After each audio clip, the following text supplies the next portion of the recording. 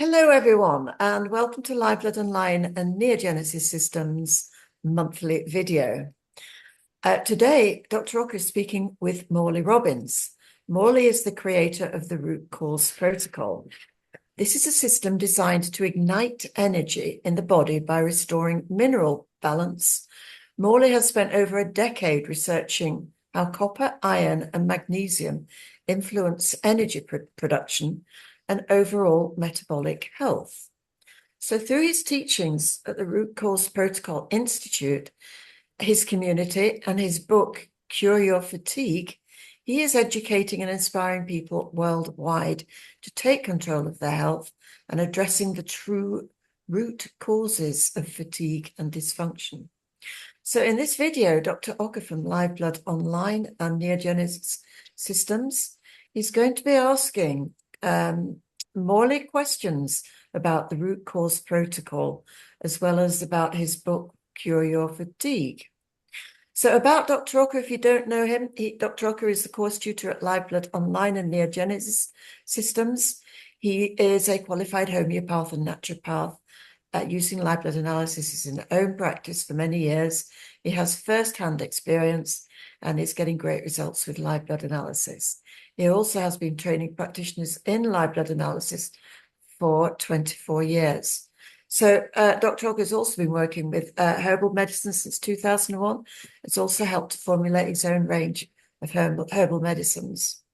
So hello and welcome, Dr. Okker and Morley.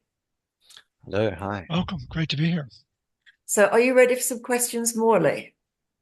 Questions? What? Yes, I'm ready. Absolutely.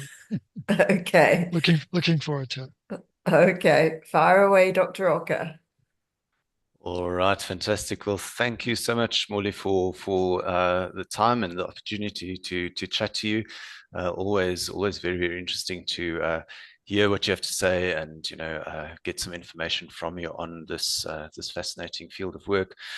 So we can just start. Many of our live blood practitioners would not really be familiar with your work. So perhaps, firstly, if you could just, especially for those who are not familiar with the root cause protocol, if you could perhaps explain how its organizing paradigm is unique, in the world of healing. Yeah. No, I appreciate the opportunity to frame that and get people to understand what the core principles are.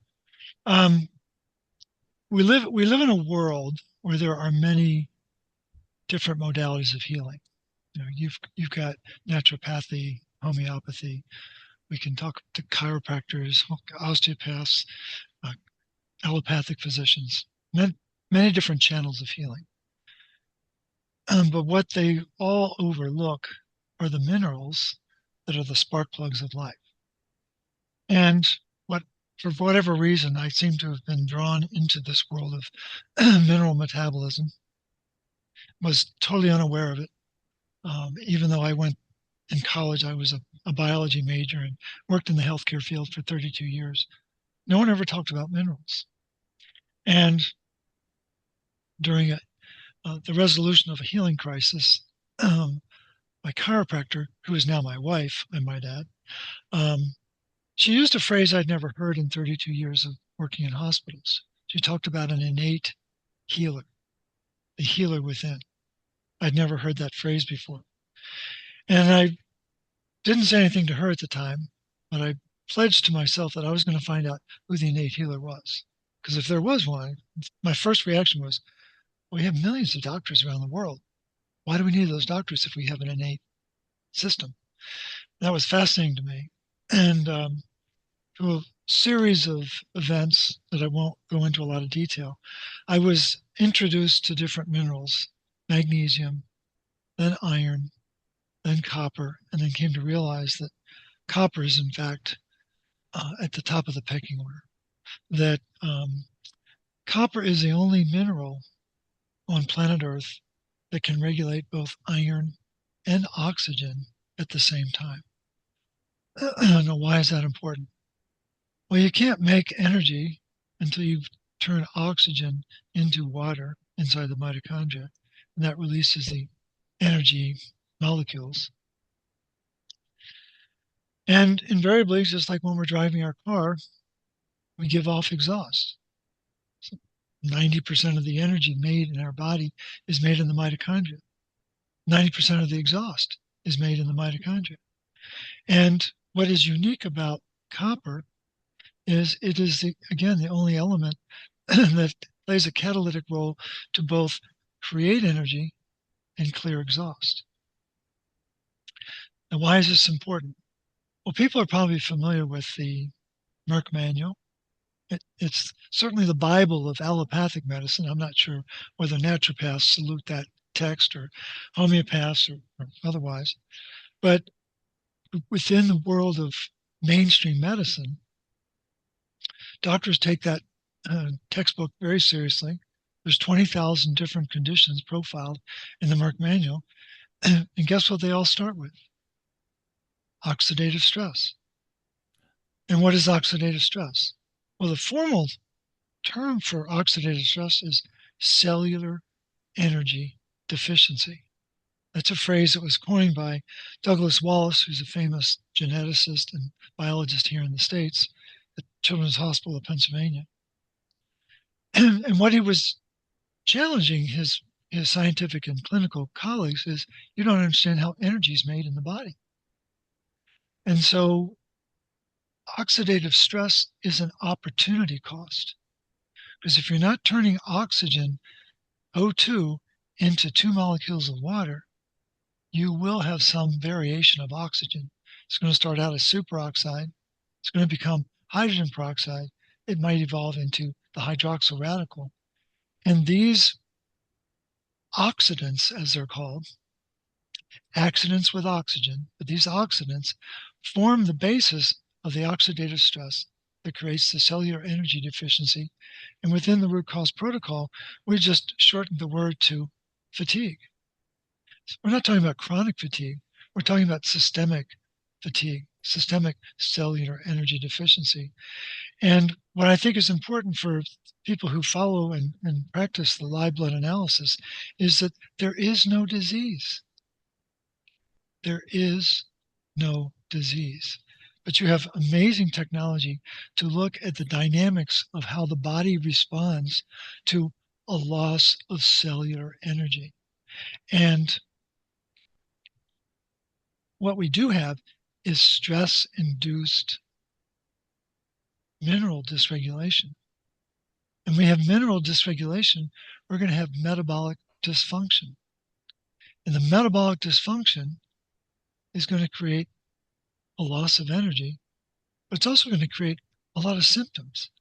You pick up these symptoms in your live blood analysis. But the important thing for people to realize is that a very important model to keep in mind is we've all been in a post office. When you go in a post office, there's a whole series of post office boxes, right? And they all have a different key or combination to open them up. And we've been trained within medicine to look for the key or the combination to open up that particular condition and treat that condition, and then treat another condition, and then treat yet another condition, and see them as completely separate and distinct. Well, when I was in college, I worked in the mailroom at the university. I didn't need a key or a combination because I was on the other side of the box, and I had access to everyone's mailbox.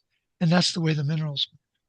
Once you understand the power and the majesty of minerals and what their relationship are to each other, you have a tremendous capacity to influence the health and well-being of the people. And so what we put tremendous stock into is restoring cellular energy deficiency. And then we get out of the way because the body knows exactly what to do. There is a blueprint for our immune system. And guess what it runs on? It runs on energy. And if we don't have that energy, the body doesn't know what to do. And the part that we didn't know,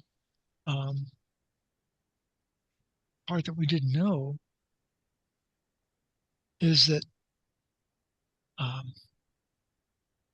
they didn't tell us that there are certain nutrients that are needed to make energy. And if you don't have magnesium, if you don't have copper, if you don't have retinol, if you are making other choices in your supplement routine, you're not going to make optimal levels of energy. And so that's really what we focus on is the phrase that we use, and I think I might be jumping ahead, but one of the phrases that we use is to ignore the enemies and ignite the energy. And so practitioners are trained to, again, find that mailbox, identify the enemy, figure out the key or the combination. But what we focus on is let's reignite the capacity of the body, the organ, the tissue to make energy. And then the immune system takes over. The mitochondria take over. They know exactly what to do to bring homeostasis back. And it's just a very different paradigm of healing. It's one based on energy, not based on enemies. So hopefully that gives you some added perspective of what makes our stance a little bit unique in the world of healing. Yeah, it absolutely does, and it makes a lot of sense. The minerals are so important, and often really foundational to everything that's happening in the body. So it also makes sense that it is called the root cause protocol, because it gets right to the actual root cause of the dysfunction in the system, really. Which is also, we're able to see in live blood analysis often where issues are kind of stemming from. And a lot of practitioners struggle, working out where to focus. And, we often, people often end up working with symptoms rather than actual underlying causes. So it really is extremely valuable to be able to get to the root cause of the problem. And then you can see all the downstream effects and benefits, when you start working at that level. But similar to, I guess, live blood analysis, the root cause protocol is also not really accepted yet in conventional medicine, and it also seems to challenge several of the standard and accepted nutritional recommendations. Could you perhaps comment on the rationale for this counter-cultural type of stance? Yeah, no, again, I didn't set out in my 50s to say, I'm going to spend the rest of my life challenging the entire medical establishment. In fact, I had one of my clients, he was in his 30s, and he couldn't work. He had Lyme disease. And apparently he taught himself astrology. It's like, okay. And the conversation of our consult started with a very unusual question. He said, Morley, what's your birthday? I said, excuse me? He said, I want to just verify something that I suspect about your focus. I said, well, I'm a Scorpio. He said, I knew it. He said, I knew you were a Scorpio. I said, well, how did you know I was a Scorpio?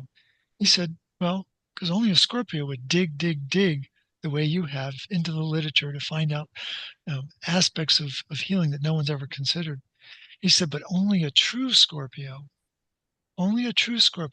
would take on the entire medical establishment and not back down. And that's basically what I've done. I mean, the one position that there's two that I know I would be particularly legendary for. One is telling people to stop taking vitamin D supplements.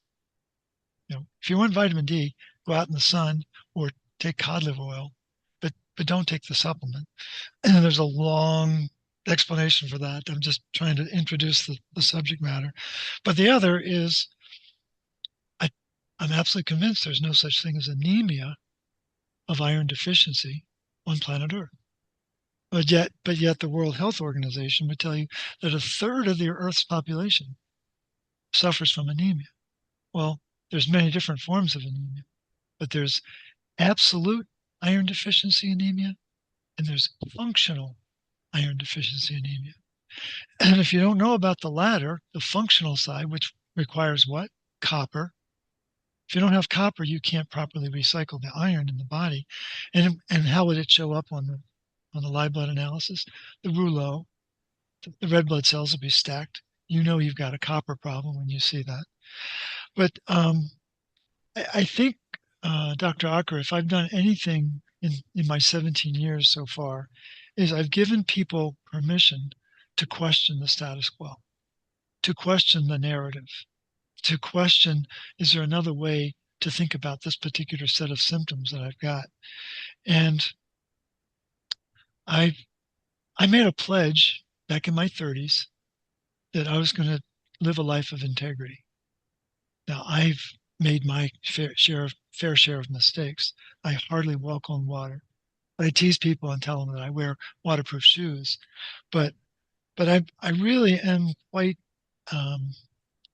invested in what does it take to have integrity, not just as a person, but as an organization, as a whole concept of healing. And I think that because the system lacks an understanding of minerals, lacks any understanding of how energy is made, it lacks integrity. And so I've taken it upon myself to challenge the system, to say, got to step up your game. You got to understand this from a completely different light and really challenge people to move beyond their training and get to the truth. Because I think that's where the breakdown is practitioners go through a very rigorous program of training, thinking that it is the truth. And what I've come to realize is that within certainly the world of conventional medicine, I won't speak about naturopathy or homeopathy or herbal medicine or whatever, but within conventional medicine, I don't know that they make errors of commission. I think there are errors of omission. They don't talk about copper or the minerals in general. They don't talk about the copper protein ceruloplasmin, which is the master antioxidant protein in our body. It brings literally sunshine inside our body. And so practitioners are essentially farmers that focus on photosynthesis, but they never talk about the sun. Well, that doesn't make any sense at all. How can you heal someone if you don't understand how energy is made, if you don't understand how light is distributed in the body, if you don't know how enzymes are activated? And so we put particular stock in that. And we're very quick to challenge the conclusions that are drawn in practitioner training to say, let's break it down. Why does this happen? Here's an example. People are told that they're vitamin D deficient. People are told they're anemic. People are told they have high cholesterol.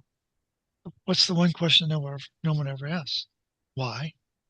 Why is my vitamin D low? Why is my cholesterol high? And the answers are in the literature, but you have to dig for them. We know what the answers to those questions are. And invariably, it's actually quite interesting. The reason why someone has low vitamin D and high cholesterol is they have too much iron in their liver. Well, why do they have too much iron in their liver? Because they don't have enough copper in their diet. Well, why don't they have enough copper in their diet?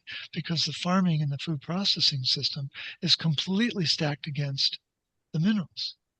And so it's just bringing that kind of awareness and insight is very critical for a real deep understanding of how do we attain homeostasis in the human being. And it's laid out in the literature, but you got to stay with it to connect the dots. So hopefully that gives you and the listeners a little bit more to work with. Yeah, no, that does make sense. And the biochemistry related to all of this really is fascinating, and it's always interesting to learn more about that as well. With our group of practitioners, they work with live blood analysis, and they work with our protocols as well that we teach in the course. How would the philosophy and your root cause protocol assist practitioners using live blood analysis, just in the efforts to accelerate the understanding of different disease states that they're encountering? Mm-hmm. Well, again, just to repeat myself, there is no such thing as disease. The symptoms are real, yeah. but the concept of disease is it's a modern invention to create control over the patient and to create the illusion that there's some dark force behind their symptoms. A good example would be the fastest condition within the world of liver, liver practitioners, is non-alcoholic fatty liver disease. It starts out as fatty liver disease, progresses to NASH, progresses to cirrhosis, and then can lead into hepatic cancer. And those sound like 4 completely different states of condition, right? No, they've actually correlated it to different levels of iron inside the liver. And what's important for people to realize is that in 1928, in March of 1928 at the University of Wisconsin, May of 1928 at the University of Kentucky, here in the States, 2 separate teams of scientists studied withholding copper from the animal's diet to discover that when that happens, iron accumulates in the liver. It's an axiomatic function. And yet we know that there's a rising iron in the liver in these different disease states. Well, the way we approach it within the root cause protocols, let's stop the iron. Let's make sure that the iron is being properly mobilized, that it's being properly regulated inside the body, which requires what? Copper. And other nutrients, particularly retinol, would be of prime importance. But here's another example. People are probably familiar with chronic kidney disease. It's a very severe condition, and it's all triggered around different levels of filtration rate, the glomerular filtration rate, GFR. Well, what's useful for people to understand is that this protein that I'm talking about, ceruloplasmin protein, expresses different enzymes. The enzyme that it's most associated with is an enzyme called ferroxidase. It means it oxidizes iron, turns it from a +2 state into a +3 state. And when it's in a +3 state, when it's ferric iron, it can either be stored in ferritin or loaded onto transferrin so it can complete the recycling system, iron recycling system. And just to give people order of magnitude, you and I have been talking now for about 20 minutes. Every second of every day, we need to turn over 2.5 million red blood cells every second. And that requires an enormous movement of iron throughout the body. And to get it back to the bone marrow in our long bones, the femur and the hip and the pelvic area, where new red blood cells are being hatched, 2.5 million a second. And in the course of 24 hours, we're making 200 billion red blood cells every day. And that requires 25 milligrams of iron. It's not very much when you think about it. But what will surprise you and surprise the listeners is to find out that 24 of those 25 milligrams comes from this recycling system that no one ever talks about. It's called the reticuloendothelial system. And 1 milligram is supposed to come from our mouth. We only need 1 milligram of dietary iron a day. I've got clients that have as many as 80 milligrams of dietary iron, and it gets complicated. But the reason why I bring it up is that in order for that 200 billion red blood cells to be made, that 24 milligrams of iron need to be oxidized, need to be loaded onto transferrin, and it needs to get the shuttle back to the bone marrow in order to complete its mission. That requires the ferroxidase enzyme. And within the world of medicine, you can measure the height, the concentration of ceruloplasmin, but you cannot measure the intelligence or the enzyme activity of ferroxidase. So here's an example. I'm 6 feet, okay?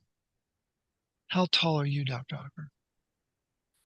Just over 6 feet. Okay, so 6 by that, 1. okay, 6'1". So that means you're smarter than I am, right? Because you're taller. Right?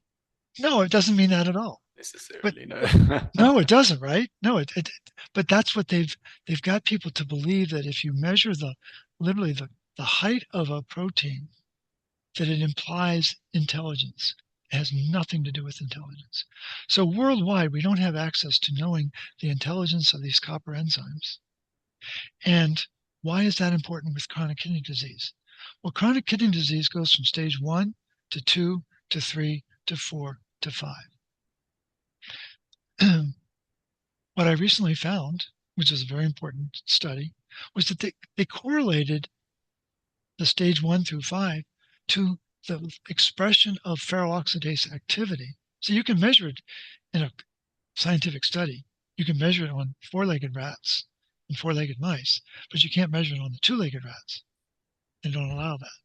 And so what they know is that as the stage of chronic kidney disease rises, gets to a bigger number, the activity and the intelligence of that enzyme is collapsing in the body. And that correlation would hold for all conditions, whether we're talking about heart disease, whether we're talking about neurodegeneration, whether we're talking about diabetes. What you'll find as you get into the research, at least as we see it and understand it, all of these different disease states are just an expression of iron dysregulation due to a lack of ferroxidase activity, due to a principally lack of copper in the diet. And so it's a completely different way of thinking about the progression of disease because of the loss of the availability and the bioavailability of these minerals in the enzymes expressions, or in the signaling pathways, or in the immune system overall. So it's just a very different way of thinking about it. Does that make sense? That's great. Yeah, no, absolutely. It makes sense. And I think for a lot of our live black practitioners, I think you may have already answered some of this, but if we could perhaps get into the details a little more on how, you think our live blood practitioners would actually benefit from the specific recommendations used in the root cause protocol. Yeah. I think what we've come upon is, if you can surrender to the idea that there really is no disease, that even cancer, for as devastating as it is, there is cancer metabolism. I absolutely believe that. But the disease of cancer, it's actually, when you really pull the curtain all the way back, you discover that the metabolism of a tumor is very much like what metabolism was like on the planet before copper and oxygen came here. It's very, very interesting to understand the early life forms. They were all about iron. And what people don't realize is that cancer is just iron on steroids. It's fascinating. And it affects pathogens. It affects retinol metabolism. There's a lot of things involved, as you can imagine. But at its core, it's just an early life form. It's an immature life form. But I think it's important for people to realize that if you can adopt this concept that there's a 3-ring circus that runs all life on the planet: copper, iron, and oxygen. Those are the 3 key elements, and they need to be in proper regulation with each other. If you can accept that, what the root cause protocol does is it takes the anxiety out of trying to figure out what is this person's condition.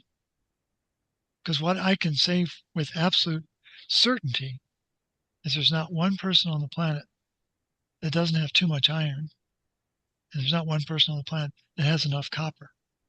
Because this mismatch between copper and iron has been going on since the First World War. And why would I peg it at the First World War? Well, the munitions of the First World War had a lot of NPK, nitrogen, phosphorus, and potassium. And after the war, they decided they needed to do something with all these chemicals. Oh, let's turn it into a fertilizer. And what people don't know, maybe I shouldn't be presumptuous, but what many people don't know, and this is profiled in a wonderful book by a biochemist named André Voisin, who was from Normandy, France. But in 1957, he wrote a wonderful book called Soil, Grass, Cancer. And his hobby was dairy farming. He loved to dairy. He was a biochemist by profession, but his hobby was raising cattle, dairy cattle. And he was lamenting the fact that the copper wasn't getting into the grass, so it wasn't getting into the milk, so it wasn't getting into his customers, and they were developing cancer. And he has meticulous documentation of that in the book. And people need to know within this whole concept that this dance between copper and iron and oxygen goes back to the beginning of time. And they introduced NPK after the First World War. In the Second World War, they introduced iron filings into the wheat flour. After that, they introduced a lot of sugar into the food. Then they went uptown with the sugar and turned it into high fructose corn syrup. Then they introduced farming chemicals like glyphosate, which is its original patent was as a mineral chelator for industrial pipes. And they found out, it works in the soil. It'll take the minerals out of the soil, so we don't have it's an herbicide, and glyphosate is the most powerful copper chelator on the planet. So it's just people need to know that. They need to know that there are chemicals that we're exposed to on a daily basis that are affecting our mineral status. And so the key is to recognize that foundational truth and realize that all of these different symptoms that we're taught to diagnose are just different expressions of copper and iron dysregulation. And the phrase we use within the RCP is, we don't diagnose anything. We don't treat anything. We dispense common sense. And so the body is designed to run on minerals. It's designed to make energy. It's designed to be in homeostasis. And yes, people do get out of homeostasis, in large part because of their diet, both their food diet and their mental diet, the self-talk that we all engage in daily. But we also have to realize that the stress of our lives is a very powerful force in our body. And what we pay particular attention to within the RCP is to get people to realize that as long as you're stressing about your life, you're in a sympathetic state, you can't heal. And so we have to deal with that and begin to release the fear that we have that we're broken. Many people, I'm sure, when they show up at a practitioner engaged in live blood analysis, they think they're broken. And what the practitioner is trying to do is figure out, where are you broken? Well, we're all broken because this basic three-ring circus is out of balance. And what we strive to do is bring it back into balance with the stops and the starts of the RCP. And the stops are very straightforward. There are about 12 of them, about 12 starts, and just getting people to realize that simple changes in the diet and supplement routine can be a very powerful force to re-engage the body to maintain and to resume and maintain homeostasis. So it's a completely different philosophy of thinking about the problem, and a completely different philosophy about treating the problem, the imbalance, and just recognizing that we're all engaged in that process on a daily basis. So here's an example that I would use to reinforce that. We're told, I've never known it to be not true, but we're told that every snowflake that gets produced in the winter weather, maybe not so much in Africa. I don't know whether you have snow down there. But up here, we get snow from time to time, but every snowflake is different. Every snowflake is different. That's amazing to think about. The design is different. But all snowflakes melt in the presence of 33 degrees. Doesn't matter what their design is. Well, the corollary for humans is you and I look different, right? If we were to compare our fingerprints, they're going to be completely different, right? And we think of ourselves as human snowflakes. That the snowflake of Morley is different than the snowflake of Dr. Okker, and we're very proud of that. But the fact of the matter is, our snowflakes melt in the presence of too much iron. It is the great leveler. And iron accumulation is, in fact, the aging process. The iron-induced oxidative stress is what's driving every symptom of aging that we ever experienced in our lifetime. I look very different today than I did when I was 50, different than I looked when I was in my 20s. And all of that has been the accumulation of iron in my daily diet, but in the practices of dealing with stress throughout my life. And we're all guilty of that. And so what we really try to do is get people to realize this underlying force of truth and mineral metabolism that completely redefines how we see the problem of these symptoms that people have throughout their lives. So hopefully that'll give people another perspective on what we're talking about. Yeah, brilliant. And the concept of not really placing as much importance on a disease name is something that resonates with me as a naturopath and a homeopath, and I think generally with other natural health practitioners as well. We do sometimes look at the Merck manual, but it's usually to look at what exactly a specific syndrome or something is that someone's been diagnosed with, and to see what's actually involved in that.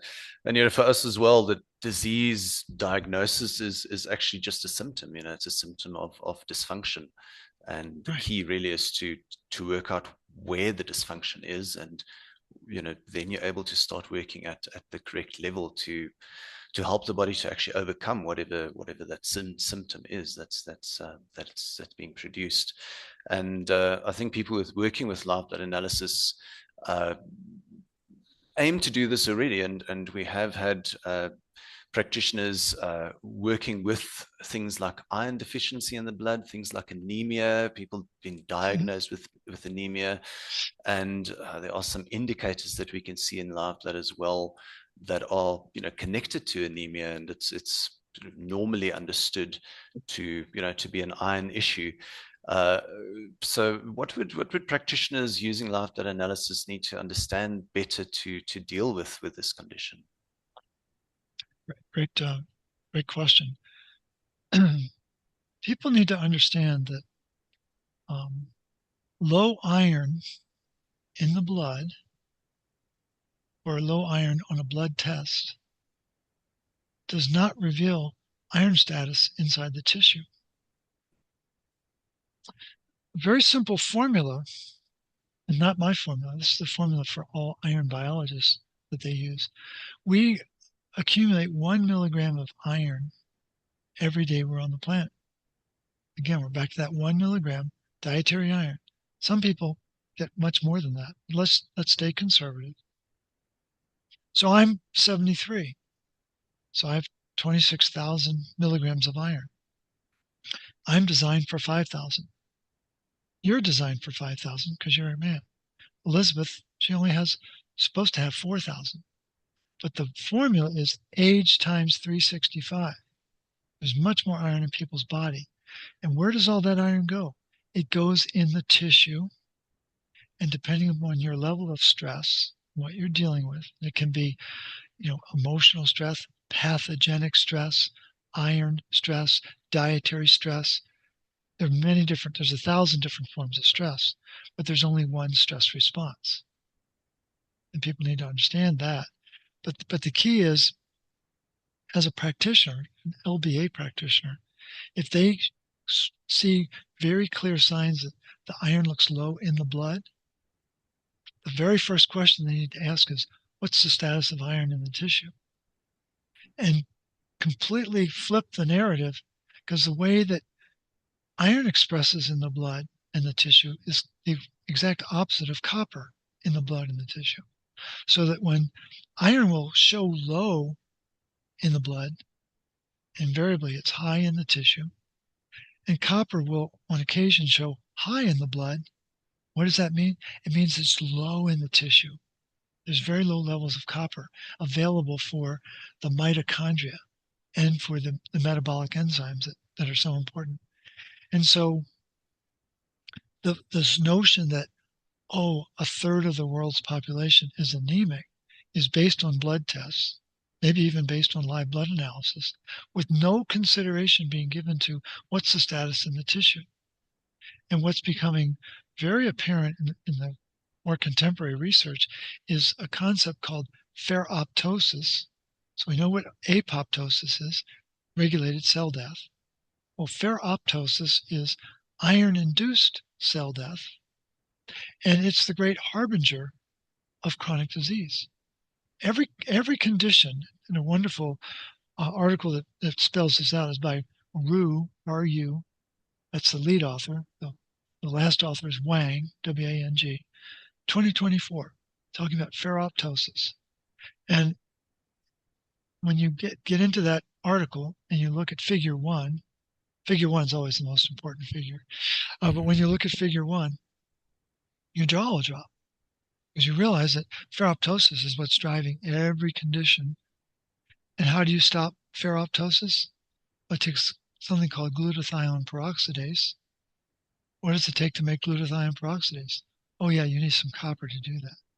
And so copper can stop this process. Ceruloplasmin will stop ferroptosis. And so the practitioner needs to be nimble and say, is there another way to look at this situation? Is, the fact that there appears to be a shortage of red blood cells. Why is there a shortage? Don't just assume that that's the be all and end all in the bloodstream that's being studied, and begin to recognize that this is a pervasive problem worldwide about the difference between absolute deficiency versus functional deficiency. And we're just really highlighting the iron status. But I think that sets the stage. When people think they're anemic, what do? They run and get iron. It's the very first thing they'll do. That's the very first recommendation that's always given. Oh, you need more iron. And there's about 12 different forms of anemia. And only one of them requires iron. But invariably, it seems that practitioners are taught to treat all of them with iron. But it all hinges on understanding that recycling program that we were talking about before. If you don't have awareness about the 24-hour recycling system that has been enabling mammals on this planet to exist for millennia of millennia, then you don't have a working knowledge of how the physiology of the individual works. And it's completely dependent on that recycling system. And there are a lot of mistakes made. You probably know that there's different ways to measure iron status in the blood. You can measure serum iron. It's a very, very small percentage of the iron shows up in the serum, but it's a marker. There's serum ferritin, and there's hemoglobin. Well, it's interesting to note that 95% of the iron in our body is in heme, but not all of it's in hemoglobin. But turns out it's about 80%. And about 10% of the iron in the body is in ferritin inside the cell. Ferritin is not supposed to show up in the plasma. When it shows up in the plasma, it's a sign of organ pathophysiology. And people have not been taught that. And there's a wonderful article by Douglas Kell and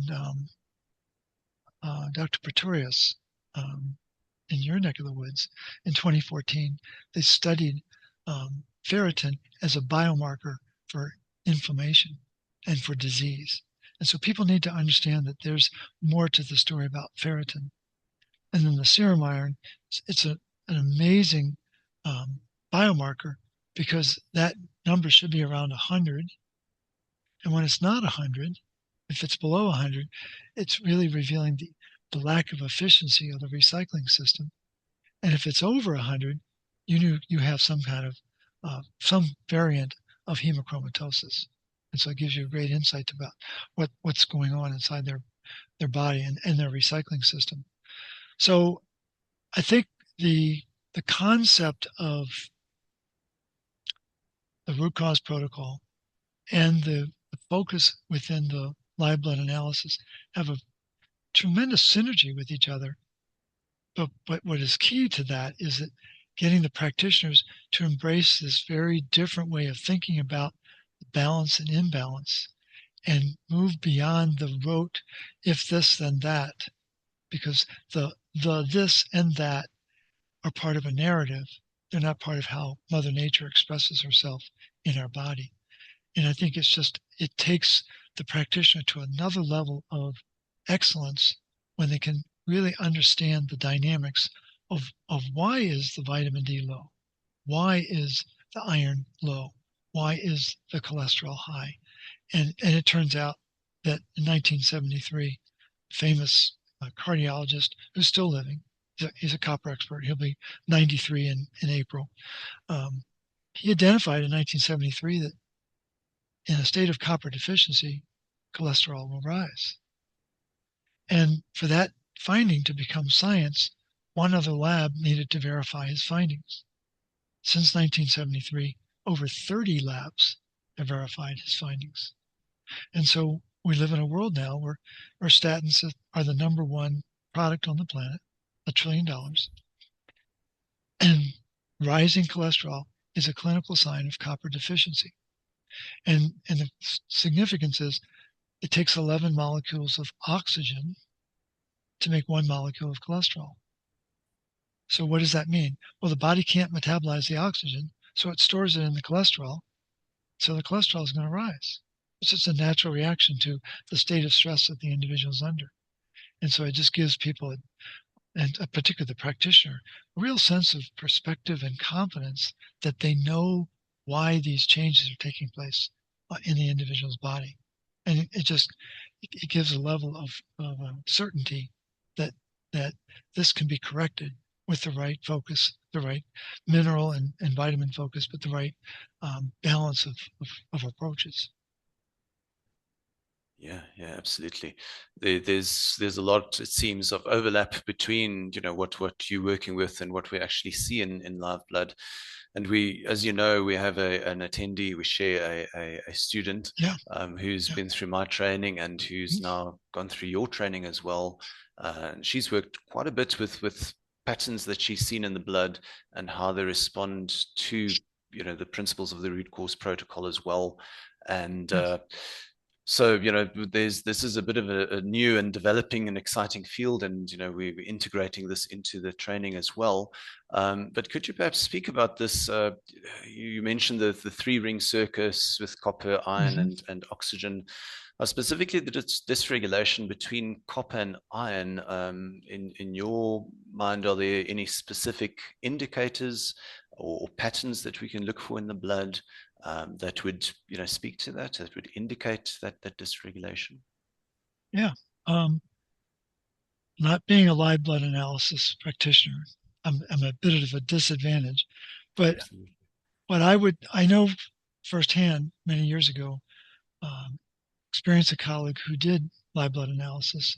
He was also experimenting with copper, and he showed me on his screen. He had 2 large monitors, and we were looking at my live blood, and he identified that there was something moving across was a parasite. He said, "Now watch this," and he put some copper underneath the slide, and the parasites took off. It was fascinating to watch. And it turns out that there's a famous animal farmer in Australia. Her name was Pat Colby.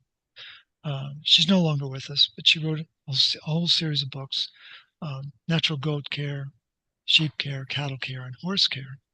But in all 4 of those books, she made a point to emphasize the fact that any animal who is copper deficient will have parasites.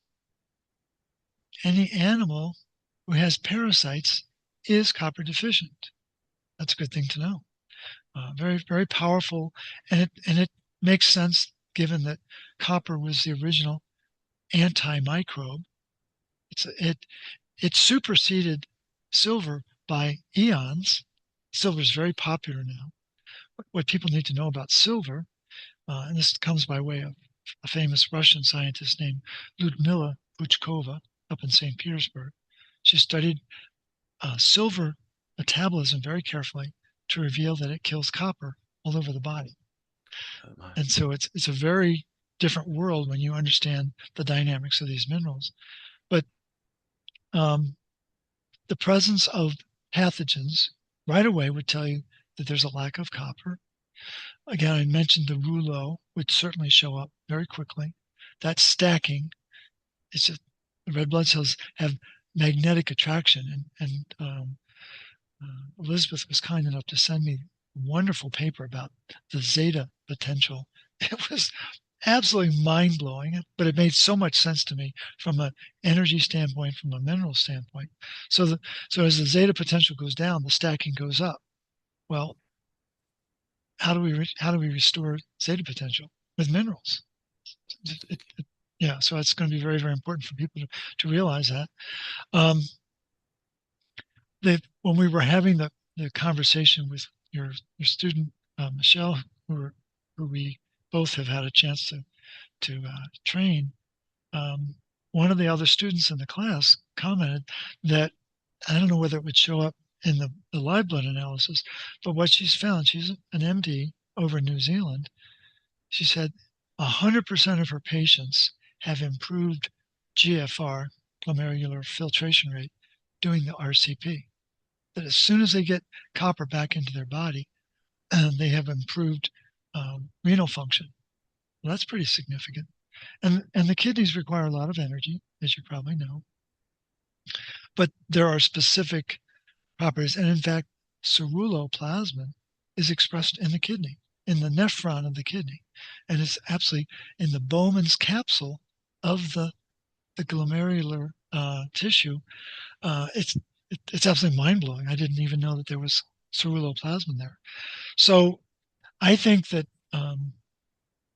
what the live blood analysis practitioner is going to be aware of are key symptoms that people are experiencing.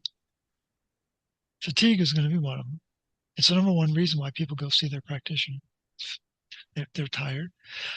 So they're going to be aware of the fatigue. They're going to be aware of things like diminished filtration rate. They're going to be aware of other blood markers in the individual's situation.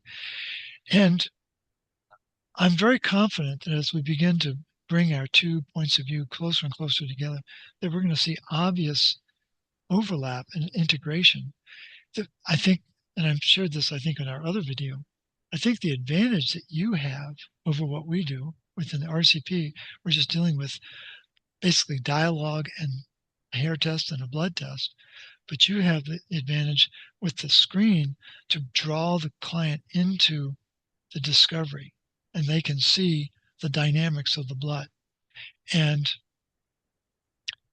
again, not being a student of the live blood, but being a student of energy, being a student of balance, being a student of how does the body express itself under stress. I would imagine that key focus of your training is to correlate the stress that the person is under with how the blood shows up under the microscope. I would imagine that the whole dynamics of how stress is portrayed is a reflection of how much stress the person is under. And I can assure you that the greatest stress on the planet is from iron and oxygen. And I came to that realization reading a very important article many years ago by some Italian iron researchers. But it is the greatest stress, is that iron-induced oxidative stress. I'm very confident that the oxidative stress presents itself in the live blood analysis. I'm not sure what all the parameters are, but it's important to realize that there's a common point of origin for all of that oxidative stress. And the no, two principal organs that are going to be involved in that are going to be the liver, and well, three probably. The liver, the spleen, and the kidney are going to be the three prime organs involved in creating that sense of dysregulation. So. Absolutely. No, I agree with what you said. And with live blood analysis, we're able to see very clearly indicators for various pathogens, parasites. We can see oxidative patterns very clearly as well, signs of oxidative stress, and almost a kind of a timeline as well. We're able to establish how long it's been an issue for, and obviously iron or not so much iron, but then anemia indicators, which of course would relate to the dysregulation really between iron and copper. So that's something that practitioners have been working with, indicators for iron deficiency that they've also been treating with iron. And, it's very exciting to actually hear about this and to have heard some of the results that Michelle has seen as well in her own practice. And, as we always say, the results are the most important thing. That's why people come to see a practitioner in the first place. So, we need to have the right tools to work with clients and help them as well. So I'm sure we'll have lots of our live blood practitioners interested in learning more about the root cause protocol. Where do you recommend folks go to learn more about this lifestyle program and the specifics, the protocols, and how to implement the root cause protocol? Go to our website, rcp123.org. Or you can use the more formal therootcauseprotocol.com. There's a resources tab, and people can download the starter guide. That'd be a great place for people to start. It's an 11-page document that profiles the stops and starts. We have 81 posts on iron toxicity. People find those fascinating. It's my distilling research around 81 different topics, just to begin to present a very different perspective. We have a community. People can join that community, become a part of the Q&A that we engage in every other week. People can do the training if they're so inclined. It's a 16-week program, and I think it would be a wonderful chance for people to take a deeper dive into what the world of mineral metabolism is all about, and how it drives all the variations that people experience. And then if there's anyone that happens to be listening to this prior to the end of the month of February of 2026, we're having a conference in Denver, Colorado, and looking forward to having Michelle there. That's quite an honor to have her be a part of that meeting and express her talents and her diagnostic skills. But it'll be 27th and 28th of February, and it should be a lot of fun to have everyone come together to talk about these items.